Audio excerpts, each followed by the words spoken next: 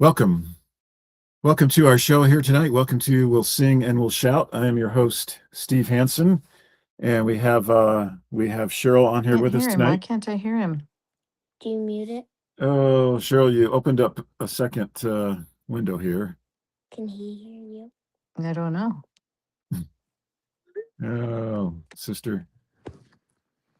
Well, that's as dumb as can be, I'm going isn't to it? delete her, and we're going to let her come back in. Hear her.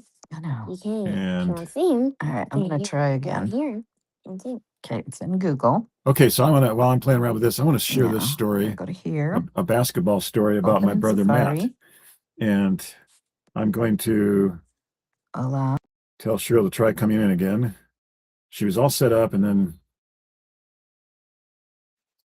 okay, here she comes. All right. Okay, so brother Matt got married. Oh, let's see. It must have been. Post. Cheryl, are you there now? What year did Matt and dear. Becky get married? Have I done? Are you still there? Yeah, can you hear me? I can't hear you. Oh, Having you this bugger. problem again. Ah, Now Steve's irritated with me. Look at him. yeah, Steve is irritated with you. I'm calling you on the phone. I don't know what's happening. Yeah, I don't know either. We had it all working, and then you had. It was working fine. We were chatting away, and then we got to to open it, and then it got screwed up on us. Yeah. You call well.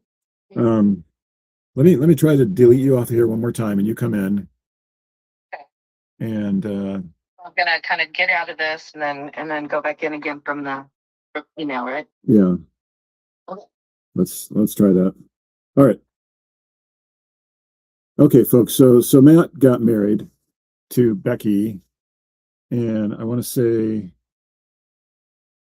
I can't get this thing to do what I want it to do. All right, there we go. So Matt got married to Becky, and I want to say, let's see, their oldest must have been like 23 years ago or something. Let's see, was this early 2000s, maybe 2002, 2003 or something. But my basketball story is that, Matt was always a pretty solid basketball player, and especially had amazing three-point range and three-point accuracy, I'd say kind of like up there with Steph Curry. He wasn't necessarily, the most dominant driver to the hoop. He lacked maybe some skills in other areas, but when it came to pure outside 3-point shooting, he was a pretty solid shooter. And I don't know exactly what his average would be, but I would say, it was pretty good, like maybe 40%. The dude was a sharpshooter. Let's see, we still don't have Cheryl coming in here.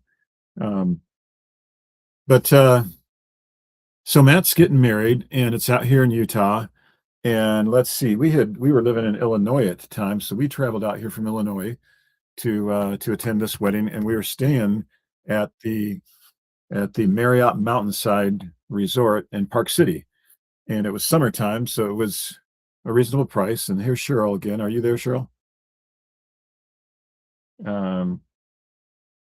We are not getting a lot out of Cheryl here. We got to get our technology crap figured out. Cheryl, you there? All right, I think we're just gonna get Cheryl on the phone tonight and skip this deal here. Hello. It's so funny. It's like when I can hear you, you can't hear me. So it's the stupidest thing. Yeah, so let's just do the phone tonight. Okay. I'll go ahead and tell you a story about Matt and Becky. And you'll need to what year was it that they got married? You'll need to make sure you mute your computer so we don't have a circle of sound going on here. So you can watch me on there, but you need to mute it so you don't have sound coming off the computer. All right. Do you know what year was it that Matt and Becky got married? But anyway, we were staying at the Park City Marriott, Mountainside, and it was actually a place where Heidi and I ended up buying a timeshare that we owned for a half a dozen years before we ended up getting out of it.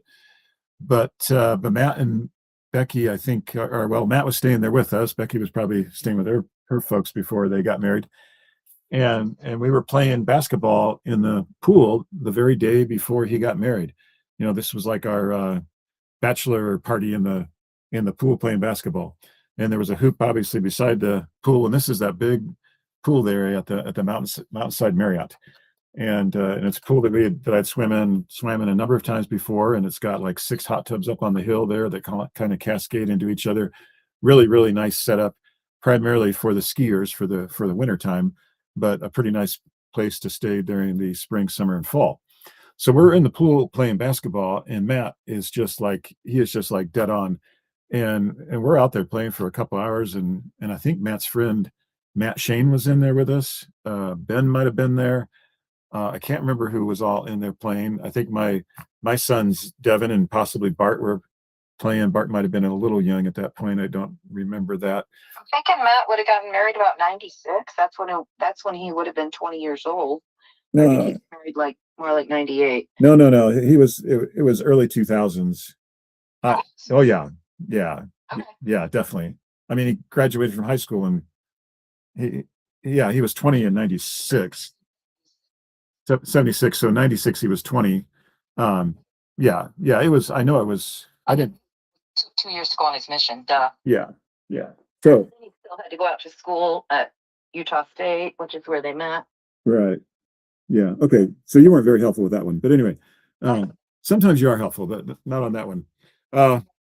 So my story is Matt could not miss a shot. I mean, here he is the night before he's going to get married the next day, and the dude was just throwing up these shots from all over that pool, and I mean 25, 30 feet out, and he was falling back in the water and coming off the backboard, and it was just like I'd never seen anybody hit. I mean, maybe he missed a shot or two, but it was just insane how accurate he was the night before he got married.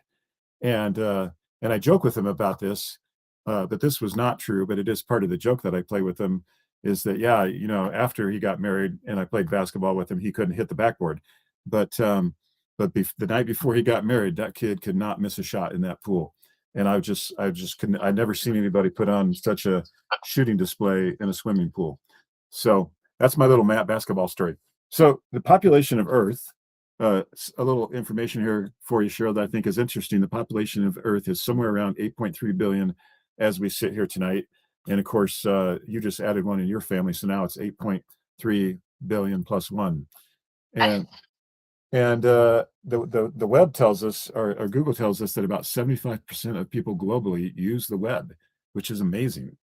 And we add about 250 million each year.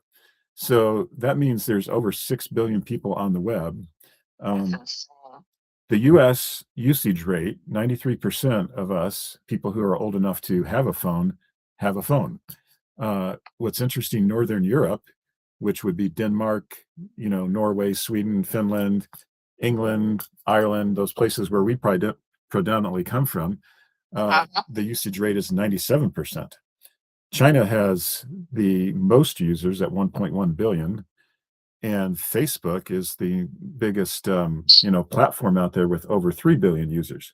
So of the 6 billion people on the web, half of them are on Facebook, which is amazing. Mark has done an amazing job of He's really wealthy, right? Oh, he's doing okay. He's doing okay. So Mark's done a great job of pushing his stuff out there. So our show, I mean, Facebook, we're here on Facebook Live. Our show could be reaching up to 3 billion people tonight. And so I'm just wondering if we sing long enough and shout loud enough, do you think we could get a third of those, 1 billion people, watching our show? And maybe we need to add some more singers and shouters. So I wanted to just kind of throw those possibilities out there. Right now, it looks like we have 2 people watching, so we've got room for growth. But the potential is 3 billion, and I say we set 3 because Lila's here with me. And so I say we set a goal for we don't try to capture the whole 3 billion, but let's try to go for 1 billion and see how things go. But the other thing that when you use those same numbers, we know that 93% of adults are metabolically dysfunctional, and that's pretty easy to see when you go to the grocery store or go to a ball game or anywhere you go. You can look around and say, yeah, there's a lot of dysfunction here. And Google says there are about 6 billion adults globally. And so if adults in the US are not as healthy as maybe adults generally, maybe we could say 75% globally are metabolically dysfunctional. So that's about 4.5 billion people who need metabolic health. And we have an answer for that. We have an answer for people, an all natural nutraceutical that changes your life, transforms your health. We have a message that we can take to a sick and a weary world. And that alone is a good reason to sing and shout. So that's my little introduction, my little commercial. With that, I'm going to hand it over to you. And we are here on segment 6, I think, of Cheryl's Boyfriend's Countdown Calendar. So go ahead and introduce your special guys tonight and tell us the whole story. Like, with me, she's what are you, 8? 8. She's 8. And she just did the funny side glance, like, look like, what are you talking about, Grandma? So Lila, Grandma had a lot of boyfriends when I was growing up. So usually discuss they're one or two of my boyfriends on Steve's show. Interesting. Lila thinks it's interesting. Someday, honey, you'll have them too. This week I'm going to do to 7th grade. No, 8th grade. This is 8th grade. 7th grade was Graham Gallagher and them. So 8th grade we went into junior high in Bellevue. So we were at the big school. It used to be the high school in Bellevue, but then we built kind of a low high school, kind of a 60s looking high school. It's been in the 60s, I'm guessing. And so the big, beautiful high school got turned into a junior high. Well, back then we did call it junior high. We didn't call it middle school. When I went to junior high, it was 8th and 9th graders at the junior high. And 7th graders went out to Thompson School, which was my elementary school. It's interesting because the 8th and 9th graders, we all were at junior high together. And then that year they decided to move the 9th grade. The year I was in 9th grade, they decided to move the 9th grade the next year onto the high school and have the high school be 9 to 12. So my best friend Sherry happened to be in 8th grade and I was in 9th grade, and we got to move to the high school together. So that was really fun. And then the high school became 7th and 8th grade, and they closed the Thompson part of, I think they closed Thompson School altogether at that point, didn't they, Steve? They did. And you mean the junior high became 7th and 8th grade. Do you know the enrollment for 2023, 2024 was down to 536? When we were there, it was around 800. So Yeah, each of the high school classes, my high school class was about 220. yeah. So Yeah. And I think mine was 210 or something. So we had over 800, like probably almost 900 kids in that school. And now they have 536. So Wow. So Bellevue has somebody's not having kids. Italian kids, they got to get on the job there. Yes, they do. What Screwing up with that what is that? one. So I'm going to go on to. I decided to talk about two young gentlemen this evening because they were both pretty short boyfriends in my life. I was telling Steve I have like boyfriends that were like maybe part of my life for an entire year or 6 months, and then I have some that were only just maybe like 2 or 3 weeks, and then I moved on to somebody new. So these guys are kind of short boyfriends. So the one was the beginning of 8th grade. Nope. Not sure which class or if I just saw him in the hallway, but there was this really cute guy that used to kind of give me the eye when I'd go by in the hallway, and he had bright red hair, which got my attention because I just always loved redheaded guys. Just funny because I now have 2 sons that are redheads, and I don't know about my grandson yet. We haven't seen his hair yet. We saw the only picture I had, he had a hat on. Right. I had a grandson born today, everybody, so I'm super excited. And I'm hoping that none of my family members are on here because my son and daughter-in-law haven't really announced it to the world yet. So keep that under your hat. Anyway, so Kenny Justice, he was kind of slender, very athletic build, a young man, and would write me. Oh my gosh, we used to write those letters on notebook paper and then fold them up into footballs. So he would pass me those letters in the hall, and whenever the next class I was in, I'd read it and respond and hand him a football on my next trip by. like boxes of those things for so long. I finally threw them out. Like I can't stand throwing away anybody's letters. So anything that came from my friend Kim Fantetti or from Grandma Hanson, I still have all the cards and letters they sent me. My kids are gonna have fun when I die to have to go through all that. But So do you still have all those football notes? a lot. I have a lot from Dickie Ray Snyder. And I don't know if I have any from Kenny Justice, but because I did finally sort through and throw some of them away. But I have some of them in it'd be my storage unit up in Bellevue though. Have them here with me in Dublin. Those are treasures there. Yes. I are some treasures. Yeah. So anyway, Kenny and I were kind of like boyfriend and girlfriend for, I don't know, maybe 2 months. I don't think it was even that long. And then I got interested in a young man named Tim Riffing. Mhm. And Tim was kind of goofy. He was more stockier built, more like a football player instead of basketball player. And he had dark hair, more like a Clark Kent kind of like hairdo kind of thing, always dark hair and just parted on the side. And very well, kind of a straight laced guy, but a super goofy sense of humor. Like I sat in front of him in algebra class, and every day he would pull my hair.